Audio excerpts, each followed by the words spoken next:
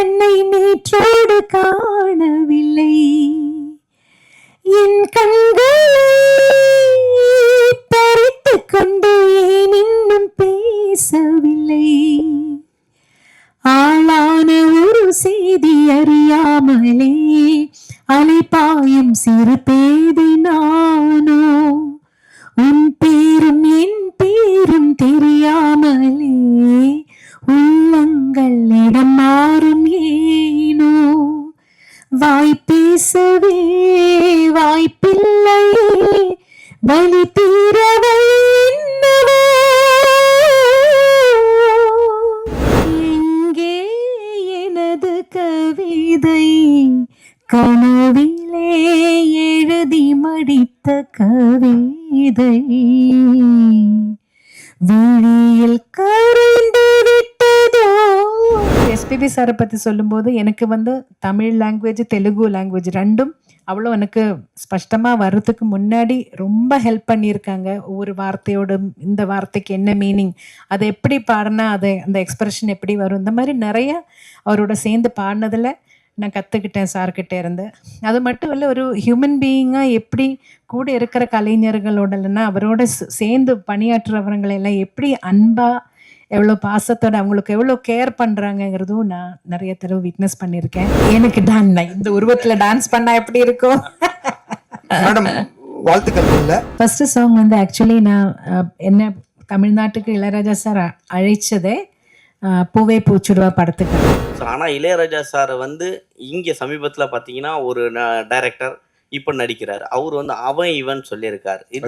பாடகர் யாருமே கண்டனம் தெரிவிக்கல. ஒரு நிமிஷம் பாலா, இது பிரியா கோஷல், ஸ்வேதா, சின்மயி சொல்லிட்டே போல நிறைய இருக்காங்க. ரொம்ப டேலண்டடா இருக்கிற நிறைய சிங்கர்ஸ் இருக்க. ஒவ்வொரு பாடல் கேட்கும் போது அந்த சிங்கர்கிட்ட நம்மளுக்கு ஒரு ஐயோ ரொம்ப அழகா பாடுறாங்களே அப்படின்னு தோணும். மறக்காம நியூஸ் பேஸ்க்கு சப்ஸ்கிரைப் பண்ணி பெல் ஐகானை பிரஸ் பண்ணுங்க. அனைவருக்கும் வணக்கம். ரொம்ப சந்தோஷம் நீங்கள் எல்லாம் வந்திருக்கீங்கன்னு, இவ்வளோ பேர் வருவீங்கன்னு நிஜமாகவே எதிர்பார்க்கல. ரொம்ப ரொம்ப சந்தோஷம்.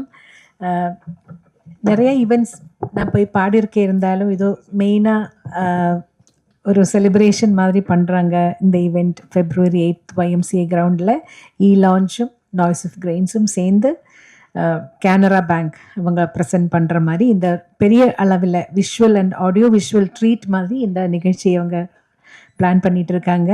நீங்கள் எல்லோரும் இது வெற்றிகரமாக நடத்தி தரணுங்கிறது தான் என்னோட வேண்டுகோள். வேறு என்ன சொல்கிறது? Thank you so much. இவ்வளோ நாள் எனக்கு நல்ல சப்போர்ட் கொடுத்தீங்க. தொடர்ந்தும் அந்த சப்போர்ட் உங்ககிட்ட இருந்து கிடைக்கணும். எல்லா ரசிகர்களும் இன்னும் அவரோட ப்ரேயர்ஸ் எனக்கு கூட வேணும்னு நான் ரொம்ப வேண்டிக்கிறேன். Thank you so much. அப்போ நிகழ்ச்சியில் அங்கே பாடணும் இல்லை, ஒரு சர்ப்ரைஸ் அங்கே இருக்கணும் இல்லை? ஓப்பனிங் சாங் எதுன்னு நாங்கள் இன்னும் பிளான் பண்ணிட்டு தான் இருக்கோம். நான் எப்படி உங்களுக்கு பிடிச்ச ஒரு பாடல் பாடுறேன். கண்ணாலே எனது கண்ணை நேற்றோடு காணவில்லை. என் கண்களை பறித்து கொண்டு ஏன் இன்னும் பேசவில்லை? ஆளான ஒரு செய்தி அறியாமலே அலைபாயும் சிறு பேதை நானோ. உன் பேரும் என் பேரும் தெரியாமலே உள்ளங்கள் இடம் மாறும் ஏனோ. வாய்ப்பேசவே வாய்ப்பில்லையே வலி தீரவே என்னவோ.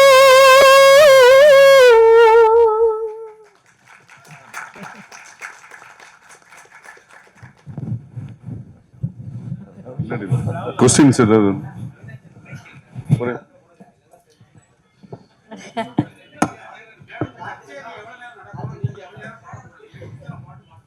மேடம்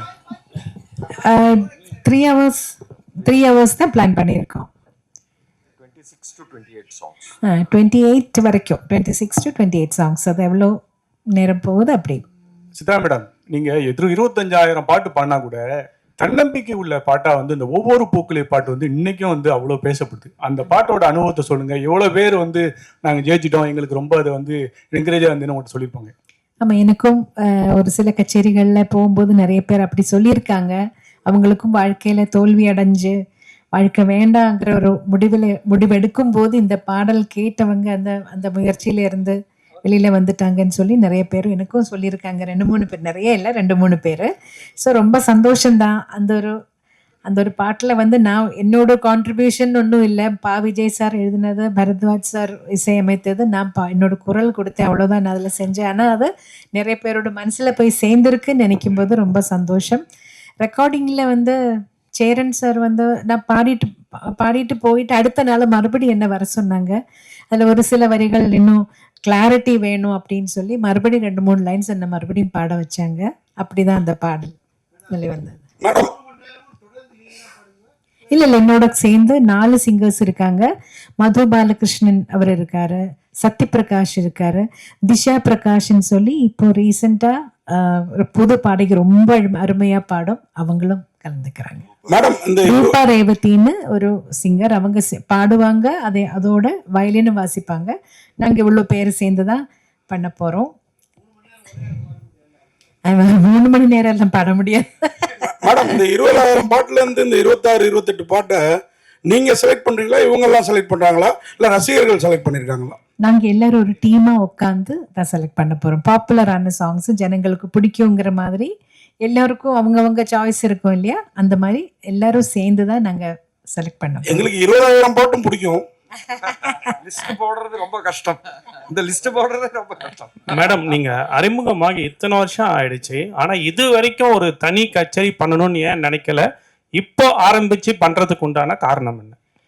அப்படின்னு இல்லை, நான் தமிழ்ல கச்சேரிகள் பண்ணியிருக்கேன். ஆனா இந்த மாதிரி வெளியே பெருசா அந்த கிராண்ட் ஸ்கேல்ல பண்ணலை. நான் மலையாளத்தில் நிறைய கச்சேரிகள் பண்ணுறேன், தமிழில் கூட பண்ணியிருக்கேன்.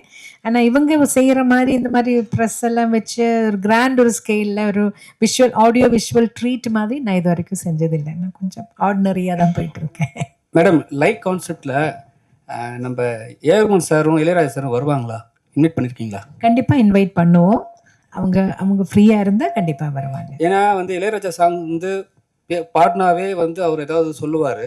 அவர் ஏதாவது சொன்னார்னா உங்களோட பதில் என்ன? இந்த 28 சாங்குமே முறைப்படி எல்லா இடத்துலயும் அனுமதி வாங்கி தான் பண்ணிருக்கு. ஸோ அதனால யாரும் எதுவுமே சொல்ல மாட்டாங்க. சித்ராமா, அச்சா, நீங்க அந்த ஃபர்ஸ்ட் ஓப்பனிங்ல வந்து அந்த டிராயிங் ஒன்று காமிச்சீங்க. அந்த டிராயிங் வந்து இப்பதான் வந்து சொல்றீங்க அனுமதி வாங்கியிருக்கு. உங்களோட டிராயிங்ஸ் வந்து எனக்கு தெரியும், டிராயிங்லாம் வரைவேன்னு சொல்லியிருக்கீங்க. இங்கேருந்து தான் ஓப்பனிங் ஆச்சுன்றீங்க. சென்ட்ரல்ல இருந்து என்ன ஓப்பனிங் ஆச்சு? எந்த பாட்டுக்காக உங்களை வந்து கூப்பிட்டு இந்த பாட்டு பாடுங்க அப்படின்னு சொன்னது? ஃபர்ஸ்ட் சாங் வந்து ஆக்சுவலி நான் என்ன தமிழ்நாட்டுக்கு இளையராஜா சார் அழைச்சதே பூவே பூச்சுடுவா படத்துக்காக. அதோட மலையாளம் வெர்ஷன் நோக்கத்தா தூரத்து கண்ணும் நட்டுன்னு ஒரு மூவி, ஃபாசில் சார் டைரக்ட் பண்ண மூவி. அதில் வந்து நான் பாடியிருந்தேன். நதியா மொய்து அவங்களும் இன்ட்ரொடக்ஷன். நானும் அப்போ தான் கொஞ்சம் ஸ்டார்ட் பண்ணிட்டு இருந்தேன் மலையாளத்தில் கூட. அப்போ ராஜா சார் அந்த மூவி பார்த்துட்டு அந்த ஹீரோயினுக்கு இந்த வாய்ஸ் சூட் ஆகுது, சரி இந்த வாய்ஸை யூஸ் பண்ணிக்கலாம், சென்னையில் வந்து கொஞ்சம் வாய்ஸ் டெஸ்ட் பண்ணிக்கிறேன், வர சொல்லுங்கன்னு சொல்லியிருந்தாரு. ஃபாசில் சார் தான் எனக்கு சொன்னார், நீங்கள் சென்னைக்கு போகும்போது ராஜா சாரை போய் மீட் பண்ணுங்க, அவர் செக் பண்ண. முதல்ல இவர் கிண்டல் பண்ணுறாரு, ராஜா சார்கிட்ட எல்லாம் போவேன்னு நான் நிஜமாகவே எதிர்பார்க்கவே இல்லை. அப்படி தான் ராஜா சார்கிட்ட தாசண்ணாவோட மேனேஜராக இருந்த குஞ்சுண்ணின் வயலினிஸ்ட் அவர் தான் என்னை கூட்டிகிட்டு போகிறார் ராஜா சார்கிட்ட. அங்கே வாய்ஸ் டெஸ்ட் பண்ணி அடுத்த நாள், ஆனால் பூவே பூச்சுடவாக்கு முன்னாடி நீதான அந்த கோயிலுங்கிற படத்தில் பூஜைக்கு ஏற்ற பூவிதுங்கிற பாடல் பாட வச்சார். இன்னொன்று, ஆக்சுவலாக நீங்கள் இளையராஜா சார் பாட்டு தான் அதிகமாக வந்து பாடினது, நிறைய பேர் ரசித்தது. ஸோ ஆனால் இளையராஜா சாரை வந்து இங்கே சமீபத்தில் பார்த்தீங்கன்னா ஒரு டைரக்டர் இப்ப நடிக்கிறாரு, அவர் வந்து அவன் இவன் சொல்லியிருக்காரு. பாடகர் யாருமே கண்டனம் தெரிவிக்கல. பாலா ஒரு நிமிஷம். பாலா இது வந்து அவங்க என்ன சொன்னாங்கன்னா, இப்ப இவரு கேட்டாரு, நம்ம வெற்றி சொன்னாரு, இவ்வளவு வருஷம் ஜேர்னில ஏன் கச்சேரி பண்ணலன்னாங்க. அந்தந்த சின்ன சின்ன கச்சேரி பண்ணும்போது இவ்வளவு மீடியா முன்னாடியும் இவ்வளவு ஆட்கள் முன்னாடியும் பண்ண வேண்டிய ஃபர்ஸ்ட் டைம் பண்ணும்போது இந்த கேள்வி இந்த இடத்துக்கு தேவையில்லாது. நம்ம தனியா அவங்க ரூம்ல இருக்கும் போதோ இது கேட்டுக்கலாம். கரெக்டுமா? அது இந்த கான்செப்டுக்கு சம்பந்தம் இல்லாத ஒரு கேள்வி. இது வந்து இவங்க இல்ல, இந்த கேள்வி நீங்க வேற யாருக்காக வேணா கூட கேட்கலாம். ஆனா கேள்வி கேட்கக்கூடாத இடம் இது இல்ல. அதனால தவிர்த்துருங்க. நன்றி, வணக்கம். எங்களின் வரப்பேற்று வந்த அனைவருக்கும் நன்றி, வணக்கம். சார் மேடம் இப்போ நீங்கள் 20,000 சாங்ஸ் பாடியிருக்கீங்க. ஆனால் அந்த சாங்ஸில் உங்களுக்கு பிடிச்ச சாங்ஸ் எது? ஏதாவது ஒரு சாங்ஸ் மிஸ் பண்ணியிருப்பீங்க. என்னை விட அந்த வேற யாராவது பெரிய ஆர்டிஸ்டோ சம்திங் பாடியிருப்பாங்க. அது ஏதாவது சாங்ஸ் ஞாபகம் இருக்கா உங்களுக்கு? மிஸ் ஆன சாங்ஸ் இருக்கு. அதெல்லாம் என்ன பாட்டுன்னு எனக்கு தெரியாது. இப்போ ஒரு ராஜா சார் ரெக்கார்டிங் கூட ஒரு சம்டைம்ஸ் இருக்கலாம். ஏஆர் ரஹ்மான் அவரோட ரெக்கார்டிங் கூட சம்டைம்ஸ் கூப்பிடும்போது நான் ஊரில் இல்லைன்னா அந்த சாங் நான் மிஸ் ஆகிடும். ஆனால் அது எந்த பாட்டுன்னு எனக்கு தெரியாது. இல்லை, அது வேறு யாரோ பாடி அது வெளில வந்திருக்கும். அது என்ன அந்த மாதிரி நிறைய இடத்துல எனக்கு மிஸ் ஆயிருக்கு. ராஜா சாரோடதும் மிஸ் ஆயிருக்கு, ஏஆர் ரஹ்மான் அவரோடதும் மிஸ் ஆயிருக்கு. நிறைய மியூசிக் டைரக்டர்ஸ் கிட்ட நான் கொஞ்சம் ட்ராவல் பண்ணுற டைமில் வர ரெக்கார்டிங்ஸ் நிறைய மிஸ் ஆயிருக்கு. எனக்கு இந்த உருவத்தில் டான்ஸ் பண்ணால் எப்படி இருக்கும்? மேடம் வாழ்த்துக்கள். முதல்ல இந்த 28 சாங்ல நீங்க பாடினது மட்டும்தானா இல்ல மத்த சிங்கர்ஸ் பாடினது இருக்க போதா? நான் பாடின சாங்ஸ் தான் இருக்கும்னு நினைக்கிறேன். நாங்கள் கேட்டு வளர்ந்ததெல்லாம் எஸ்பிபி சித்ரா, மனோஜ் சித்ரா இப்படி கேட்டு தான் நாங்கள் வானொலியில் வளர்ந்துருக்கோம். இப்போ எஸ்பிபி சார் பாடின சாங்ஸும் மனோ பாடின சாங்ஸ் இதில் இருக்குமா? அதெல்லாம் யார் இருக்கும் கண்டிப்பா. ரெண்டு மேல் சிங்கர்ஸ் இருக்காங்கல்ல, அவங்க மாத்தி பாடுவாங்க. மேடம், உங்களை சின்ன குயில் சித்ரா தான் கூப்பிடுவாங்க. நீங்க 47 வருஷமா பாடுறீங்க, 25,000 பாட்டு, 6 நேஷனல் அவார்டு. இப்ப பெரிய குயிலா இருப்பீங்க.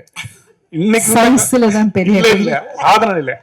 இப்ப உள்ள பாடகைகள சின்ன குயில்னு உங்களுக்கு பிடிச்ச பாடகைகள் யார் சொல்லுவீங்க? ஒரு 2-3 பேரா சொல்லுங்க. ஐயோ, நிறைய இப்போ அதர் சிங்கர்ஸ் நிறைய பேர் நல்ல டேலண்டடாக இருக்கிற நிறைய சிங்கர்ஸ் இருக்காங்க. அஃப்கோர்ஸ் ஸ்ரேயா கோஷல், ஸ்வேதா, சின்மயி, சொல்லிட்டே போல நிறைய இருக்காங்க. ரொம்ப டேலண்டடாக இருக்கிற நிறைய சிங்கர்ஸ் இருக்காங்க. ஒவ்வொரு பாடல் கேட்கும்போது அந்த சிங்கர்கிட்ட நம்மளுக்கு ஒரு ஐயோ ரொம்ப அழகாக பாடுறாங்களே அப்படின்னு தோணும். 1-2 பேர் எடுத்து சொல்றது கஷ்டம்தான். ஆனால் இவங்க எல்லாம் எனக்கு பிடிச்ச சிங்கர்ஸ். சித்ரமா, உங்க சாங்லயே வந்து பாத்தீங்கன்னா எஸ்பிபி சாருக்கு இளையராஜா சார் ஒரு சாங் போட்டிருக்காரு. அவர் பாடின இன்னும் நினைவு ஊட்டுற மாதிரி. அதே போல சின்ன குயில் பாடும் அப்படின்னு சொல்லி உங்களை ஓப்பனிங் பண்றாங்க. அந்த பாட்டு உங்களுக்காக எழுதுனதா? நீங்க கேட்டீங்களா? இல்ல வைரமுத்து சார் தானே எழுதினாரு. அந்த படத்துக்காக எழுதியிருப்பாங்க. அந்த பாட்டை தான் முதல்ல வெளியில வந்தது. அதனாலதான் என்ன சின்ன குயில்னு கூப்பிடுறாங்கன்னு நினைக்கிறேன் நான்.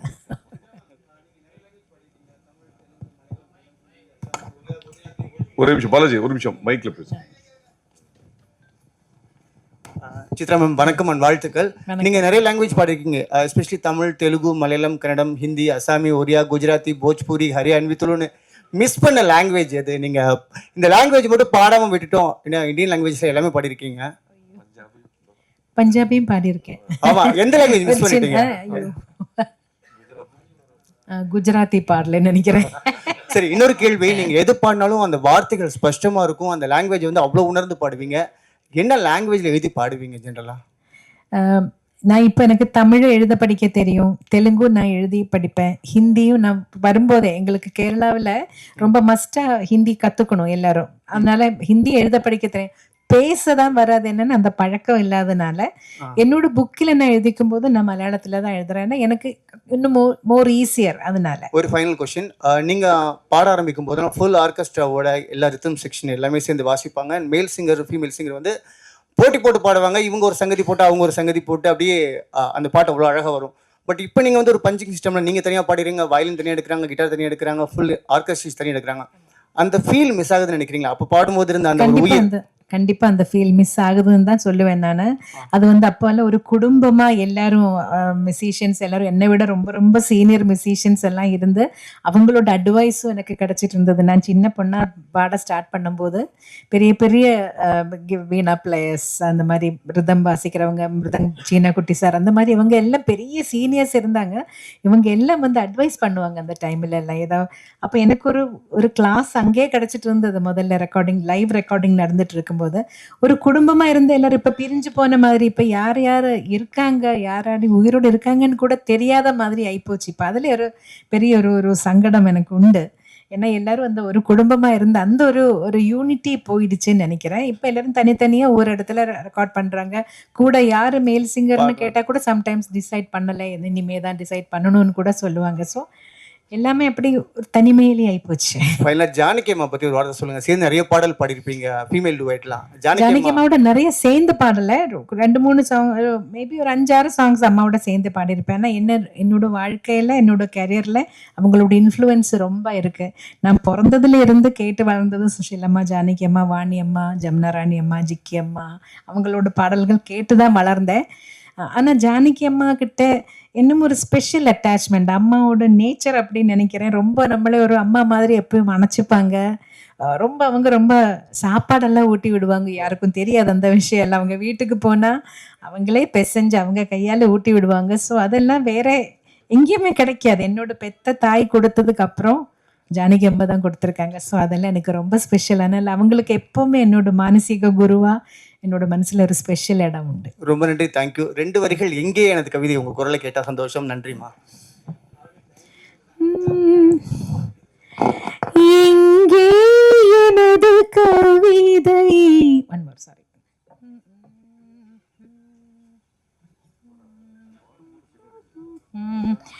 இங்கே எனது கவிதை, கனவிலே எழுதி மடித்த கவிதை.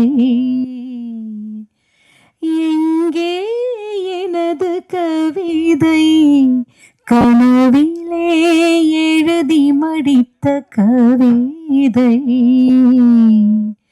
விழியில் கரைந்து விட்டதோ அம்மம்மா, விடியல் அழித்து விட்டதோ, கவிதை தேடித் தாருங்கள், இல்லை என் கனவை மீட்டு தாருங்கள். எங்கே எனது கவிதை, கனவிலே எழுதி மடித்த கவிதை. சித்ரா மேடம், உங்க வாய்ஸ் மாத்திரம் அழகு இல்லை, நீங்களே அழகா இருக்கீங்க. ஏதாவது டிவி சீரியல்ல தமிழ், மலையாள, தெலுங்குல நடிக்க கூப்பிட்டுருக்காங்களா? அப்புறம் ஏன் இவ்வளவு நாள் மியூசிக் டைரக்டர் ஆகல? மியூசிக் டைரக்ஷன் அல்ல, அதுக்கு ஒரு தனி திறமை வேணும். ஒரு சிச்சுவேஷன் சொல்லி அதுக்கு தகுந்த மாதிரி ஆப்டா ஒரு மியூசிக் கிரியேட் பண்றதுக்கு ஒரு தனிமை, என்ன, அதுக்கு ஒரு டேலண்ட் வேணும்.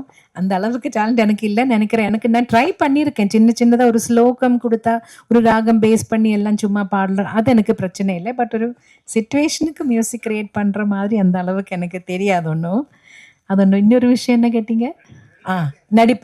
நடிப்புக்கு கேட்டாங்க, ஒரு 2 படத்துக்கு மதர் கேரக்டருக்கு வர முடியுமான்னு. எனக்கு ஆனால் அந்த ஒரு ஆக்டிங் ஃபீல்டு எனக்கு அவ்வளோ ஒரு கம்ஃபர்டபுளாக இல்லை. இதே போதும், இது இப்படி இருந்தால் போதும்னு நினைக்கிறேன். தேங்க்யூ.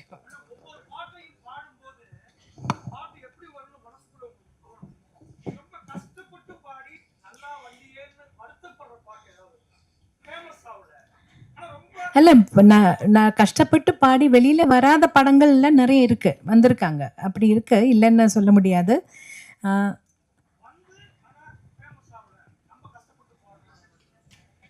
அந்த மாதிரி நினச்ச அளவுக்கு ஒரு வெற்றிகரமாக போகாத படங்கள் இருக்குது. எதுன்னு இப்போ நீங்கள் கேட்டால் டக்குன்னு எனக்கு சொல்ல முடியலை. பட் இருக்குது அந்த மாதிரி. நான் நல்லா வரணும்னு நினச்சிக்கிட்டது எங்கேயுமே எட்டாமல் போன சாங்ஸ் கூட வந்திருக்கு நிறையா. கஷ்டப்படுறது எல்லா பாட்டுக்கும் ஒரே மாதிரி தான் நம்ம எஃபர்ட் போட்டு தான் பாட போகிறோம். எதுவுமே ஈஸியாக பண்ணி இது கிடையாது. எல்லாத்துக்கும் அதோட ஒரு நம்ம எஃபர்ட் கண்டிப்பாக போட்டு தான் ஆகணும். சித்ராமா, ஆக்சுவலா உங்க கூட வந்து சொல்லுங்க சார்.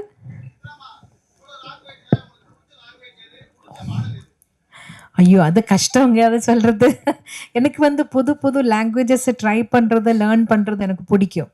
எனக்கு ட்ரை பண்ணுறது ரொம்ப இஷ்டம். ஆனால் தெரியாத லாங்குவேஜ் பாடும்போது இப்போ தெரிஞ்ச லாங்குவேஜ் பாடுற அளவுக்கு ஈஸியாக இருக்காது. கண்டிப்பாக ஒவ்வொரு வார்த்தையோட மீனிங் என்னன்னு கேட்கணும், அதை இவங்க எப்படி உச்சரிக்கிறாங்கன்னு கேட்கணும். அதுக்கு நானே ஒரு கோடு லாங்குவேஜ், சைன் லாங்குவேஜ் மாதிரி போட்டு நான் ப்ரொனன்சியேஷன் சரியாக வரணுங்கிறதுக்காக அது இன்னும் ஜாஸ்தி டைம் எடுக்கும், இன்னும் ஜாஸ்தி எஃபர்ட் போடணும். மேடம், அதாவது இங்கே பாருங்க, இருட்டில் இருக்கீங்க தெரியல மேடம். அதாவது படங்கள் வந்து இன்ஸ்ட்ருமெண்ட்ஸில் வாசிக்கிற வரைக்கும் எப்படி இருந்துச்சுன்னா வந்து மியூசிக் வந்து லிரிக்ஸை ஓவர் ரூல் பண்ணாமல் இருந்துச்சு. அங்கே வந்து இந்த சிங்கர்ஸ்க்கான ரெக்கக்னிஷன் நல்லாவே இருந்துச்சு. ஒன்ஸ் இட் பிகேம் டிஜிட்டலைசேஷன் ஆனதுக்கு அப்புறமா அந்த முக்கியத்துவம் இல்லாம போயிடுச்சு. அதை பத்தி உங்களோட கருத்து என்ன மேடம்? இல்லை, பழைய காலத்தில் எல்லாமே லைவ் இன்ஸ்ட்ருமெண்ட்ஸ் யூஸ் பண்ணிட்டு இருக்கிறப்போ எல்லாமே நல்ல கிளியராக இருந்தது. இப்போ எலக்ட்ரானிக்ஸ் கொஞ்சம் அதிகமாக வரும்போது தான் அப்படி வார்த்தை பளிச்சுன்னு தெரியாமல் கொஞ்சம் அப்படி போகிறது. அதனால தான் நினைக்கிறேன். இல்லை, அதுதான் மேடம். அது வந்து ஒரு பாதிப்பா இருக்காதா? அது எதனா வழிமுறை இருக்காதா பண்றதுக்கு? நீங்க அதுதான் நான் கேட்குறேன் உங்ககிட்ட ஆஸ் அ சிங்கர். ஏன்னா யூஆர் அன் எக்ஸ்பீரியன்ஸ் இல்லை, வெட்டரன். எல்லா தடவையும் நாங்கள் சொல்லுவோம் மெயினாக வாய்ஸ் மெயின் வச்சுட்டு பேக்ரவுண்ட் ஸ்கோர் இது கொஞ்சம் பேக்ரவுண்டில் இருக்கிற மாதிரி வைக்க சொல்லுவோம். ஆனால் ஒவ்வொரு மியூசிக் டைரக்டருக்கு அவரோட காதில் அது எப்படி எல்லாமே மிக்சிங் பண்ணுறவங்களோட இயர்ஸை பொறுத்த வரைக்கும் இருக்கும். அவங்களுக்கு அது எப்படி கேட்குதோ எப்படி வேணும்னு நினைக்கிறாங்களோ அப்படி தான் மிக்ஸ் வெளியில் வரும். நம்ம பாடி முடிச்சு போயாச்சுன்னா மிக்சிங்கில் எல்லாம் நாங்கள் போய் உட்காரதில்லை, எங்களுக்கு தெரியாது. பாட்டு வெளியில் வரும்போது தான் இது இப்படி வந்திருக்குன்னு புரியும். தேங்க்யூ.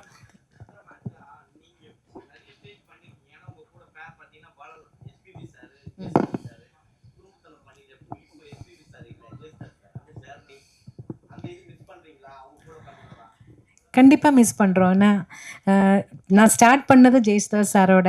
அவர்கிட்ட இருந்து ஒவ்வொரு கச்சேரியில் ரெக்கார்டிங்கில் கூட பாடின அனுபவமே எனக்கு என்னோட மியூசிக்கல் ஜேர்னியில் ரொம்ப ஹெல்ப் பண்ணியிருக்கு.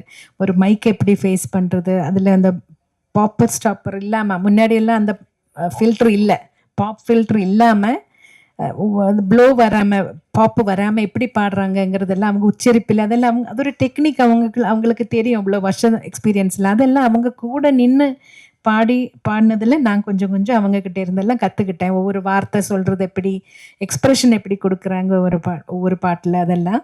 அதே மாதிரி எஸ்பிபி சாரை பற்றி சொல்லும்போது எனக்கு வந்து தமிழ் லாங்குவேஜ் தெலுங்கு லாங்குவேஜ் ரெண்டும் அவ்வளோ எனக்கு ஸ்பஷ்டமாக வர்றதுக்கு முன்னாடி ரொம்ப ஹெல்ப் பண்ணியிருக்காங்க. ஒவ்வொரு வார்த்தையோட இந்த வார்த்தைக்கு என்ன மீனிங், அதை எப்படி பாடினா அதை அந்த எக்ஸ்ப்ரெஷன் எப்படி வரும், இந்த மாதிரி நிறைய அவரோட சேர்ந்து பாடினதில் நான் கற்றுக்கிட்டேன் சார்கிட்ட இருந்து. அது மட்டும் இல்லை, ஒரு ஹியூமன் பீயிங்காக எப்படி கூட இருக்கிற கலைஞர்களோடலன்னா அவரோட சேர்ந்து பணியாற்றுறவங்களெல்லாம் எப்படி அன்பாக எவ்வளோ பாசத்தோட அவங்களுக்கு எவ்வளோ கேர் பண்ணுறாங்கங்கிறதும் நான் நிறைய தடவை விட்னஸ் பண்ணியிருக்கேன். அமெரிக்கால எல்லாம் போகும்போது நாங்கள் ஒரு கச்சேரி முடிச்சு அடுத்த நாள் ஃப்ரைடே சாட்டர்டே சண்டே 3 நாளைக்கு கச்சேரி இருந்தால், இப்போ சாட்டர்டே கச்சேரி முடிச்சு சண்டே தூங்காமல் எல்லோரும் ரொம்ப டயர்டாக இருப்போம். வந்தால் ஹோட்டலில் வந்து 12 மணிக்கு தான் செக்இன் டைம். நம்ம வந்து 9 மணி 9:30 மணிக்கு வந்துட்டோம்னா 12 மணி வரைக்கும் வெயிட் பண்ணிகிட்டே இருக்கணும் ரூம் கிடைக்கிறதுக்காக. ஆனால் எஸ்பிபி சாருக்காக ரூமை அவங்க சீக்கிரமாக ரெடி பண்ணி அவங்களே அமுச்சிடுவாங்க. மற்றவங்க வெயிட் பண்ணுற வரைக்கும் சாரு சொல்லுற நீங்கள் என்ன மட்டும் அமுச்சிடுவீங்க, அவங்க எல்லாம் என்னோட மை பாய்ஸ் அவங்க எல்லாம் வெயிட் பண்ணிட்டு இருக்கும்போது நான் மட்டும் போய் ரெஸ்ட் எடுக்க முடியாதுன்னு அவரும் அந்த லாபியில் அவ்வளோ நேரம் உட்காந்த அனுபவம் எல்லாம் இருக்குது. வேறு யாரும் அப்படியெல்லாம் பண்ண மாட்டாங்க. ஸோ அதெல்லாம் பார்க்கும்போது இப்படி ஆளுங்க இருக்காங்க, இப்படி தான் இருக்கணுங்கிறது ஒரு பெரிய பாடமாக கற்று. மேடம், நீங்கள் பாடிய இத்தனாயிரம் பாடல்களில் பல்லாயிரக்கணக்கான பாடல்கள் முணுக்கும்படியாக இன்றைக்கும் நினைவு வச்சிருக்க மாதிரியா இருக்குது. ஆனால் சமீபத்தில் வரக்கூடிய பாடல்களில் எதுவுமே ஒரு வரி கூட புரிய மாட்டேங்குது. இதை நீங்கள் எப்படி பார்க்குறீங்க மேடம்? காலத்தோட மாற்றங்கள், அதை வந்து குறை சொல்கிறத விட அதோட கூட என்ஜாய் பண்ணி போகிறது தான் பெட்டர்ன்னு நினைக்கிறேன் சார். மேடம் மேடம்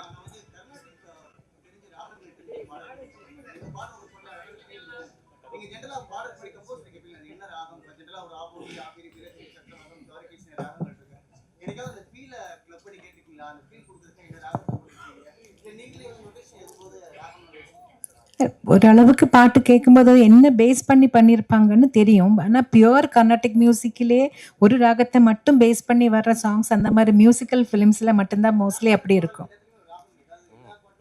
ஆனால் அதிலே பியூர் ராகத்திலே இருக்கணும்னு ஒன்றும் கட்டாயம் இல்லை. அது ஃபீலுக்காக ஒரு நோட் மாற்றி கூட பாடினாலும் அதை என்ஜாய் பண்ணுவாங்க. அது ஒரு ஸ்பெஷல் ஒரு ட்ரீட்டாக இருக்கும் சம்டைம்ஸ். ஸோ ராகம் என்ன இருக்குன்னு ஓரளவுக்கு கேட்கும்போது ஓரளவுக்கு தெரியும். ஏதாவது தெரியாத ராகமாக இருந்தால் சாரே சொல்லுவார், இது இந்த மாதிரி ராகத்தில் பண்ணியிருக்கேன், இது நோட்ஸ் எப்படி வரும்னு அவர் முதல்ல சொல்லுவார். மேடம் இப்போ நீங்கள்லாம் வந்து கஷ்டப்பட்டு பாடி ஜெயிச்சு வந்திருக்கீங்க. இப்போ வர ஆர்டிஸ்ட் எல்லாம் வந்து அவங்களே தன்னிச்சையாக பாடி பெரிய லெவலில் பேசப்படுது. அதை நீங்கள் எப்படி பார்க்குறீங்க? ஏன்னா ஸ்பெசிஃபிக்காக தனுஷ் சார் சிம்பு சார்லாம் பாடினாவே மில்லியன் வியூஸ் போகுது. நீங்கள் அதெல்லாம் எப்படி பார்க்குறீங்க? ஏன்னா கஷ்டப்பட்டு வந்துடுவீங்க, அதுக்காக கேட்குறேன். இல்லை ஒரு படத்தில் அவங்க அவங்க அதான் எல்லாரும் கஷ்டப்பட்டு தான் பாடுறாங்க. அவங்கவங்க படத்தில் அவங்களே பாடணும்னு அவங்க ஆசைப்படும் போது அவங்க பாடட்டுமே. அதில் இப்போ என்ன, நம்மளுக்கு ஒன்றும் இல்லை. எனக்கு வர வேண்டிய பாடல்கள் வருது, நான் சந்தோஷமாக எனக்கு என்னால் என்ன முடியுமோ அதை பாடி கொடுத்துட்டு போயிட்டே இருப்பேன். மேடம், இங்கே திரைப்பாடல்களை தாண்டி நிறைய கர்நாடிக் பாடல்களும் நிறைய சிங்கர்ஸ் பாடுறாங்க. நீங்கள் அது மாதிரி மேடை கச்சேரிகள்லாம் பண்ணியிருக்கீங்களா? நான் 2 கச்சேரி தான் பண்ணியிருக்கேன். ஒன்று திருவையாறில் ஒரு தடவை பாடினேன். அப்புறம் கேரளாவில் சூர்யா ஃபெஸ்டிவல்னு ஒரு பெரிய ஃபெஸ்டிவல் நடக்கும். எல்லா மியூசிஷியன்ஸும் டான்சர்ஸ் எல்லாம் அங்கே வந்து பெர்ஃபார்ம் பண்ணியிருக்காங்க. அதுலேயும் ஒரு தடவை பண்ணேன். எனக்கு என்ன ப்ராப்ளம் வந்ததுன்னா, அட் எ டைம் 2மே கொண்டு போகிறது ஃபீமேல் சிங்கர்ஸுக்கு கொஞ்சம் கஷ்டம். வாய்ஸோட டெக்ஸ்டரில் சின்ன சின்ன டிஃப்ரென்சஸ் வருது. அதனால தான் நான் இப்போ நிறைய ஃபிலிம் சாங்ஸில் பிஸியாக இருந்ததுனால அதிலே கொஞ்சம் ஜாஸ்தி கான்சென்ட்ரேட் பண்ணேன். அதுதான் நடந்தது. ஏதாவது 2 லைன் கர்நாடிக்.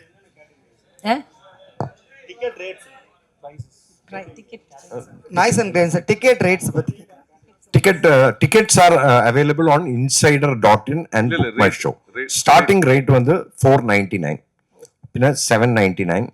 It's 500ல இருந்து 4000 rupees வரை எல்லா ரேஞ்சிலையும் டிக்கெட் இருக்கு. ஆக்சுவலாக ரொம்ப காம்ப்ரஹென்சிவாக பிளான் பண்ணியிருக்கு. இந்த வாட்டி இந்த கான்சர்ட்டில் லைக் ஐ செட் எல்லாருமே ஃபேமிலியாக வரணும் தான் எதிர்பார்ப்பாங்க. ஸோ அதில் மேமோட இன்ட்ரெஸ்ட் என்னதுன்னா, எல்லாருமே வரவங்க எல்லாருமே உட்காந்துட்டு நிம்மதியாக ஒரு 3 hour ரெஸ்ட் எடுத்துட்டு பீஸ்ஃபுல்லான ஒரு வாழ்க்கையை வாழ்ந்துட்டு போகணும்னு சொல்லிட்டு. ஸோ ஜென்ரலாக நீங்கள் ஒரு படத்துக்கு போகிறீங்கன்னா எவ்வளோ செலவு பண்ணுவீங்களோ ஒரு ஃபேமிலியோட அதே காஸ்ட்டில் இந்த ஷோ நீங்கள் எல்லாருமே செலவு பண்ணிட்டு ஜாலியாக பார்த்துட்டு போகிற மாதிரி தான் காஸ்ட் வச்சிருக்கு. 499 ஸ்டார்ட் ஆகுது. சார் போன வாட்டி கூட கொடுத்தோம் சார், வரவே இல்லை சார். நீங்கள் எதுவுமே எழுதவும் இல்லை சார். என்ன சார் இப்படி பண்ணிட்டீங்க? சித்ரா நீங்கள் சொல்லக்கூடாது சார், நீங்களாம் ஃபேமிலி, நாங்கள் வரோம்னு சொல்லணும். அதுதான் கரெக்டான முறை. சித்ராமா 2 லைன் கர்நாடிக் ஏதாவது ஒரு கீர்த்தனை உங்க அந்த வாய்ஸ்ல.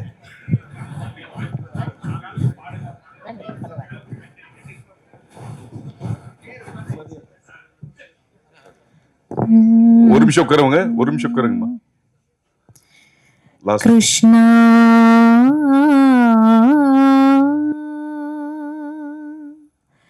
Krishna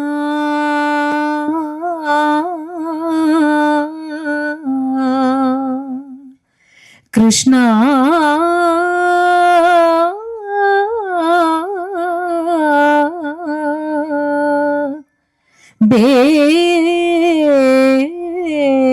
பேகனே borrow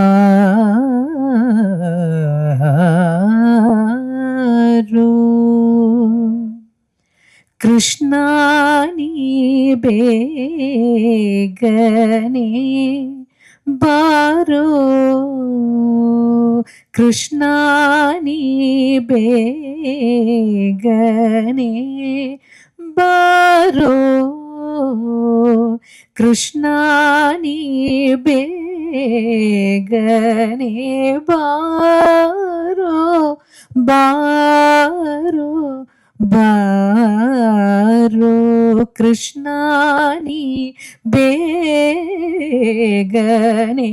borrow borrow borrow Krishna நீ பேகனே பாரோ பாரோ பாரோ கிருஷ்ணா நீ பேகனே பாரோ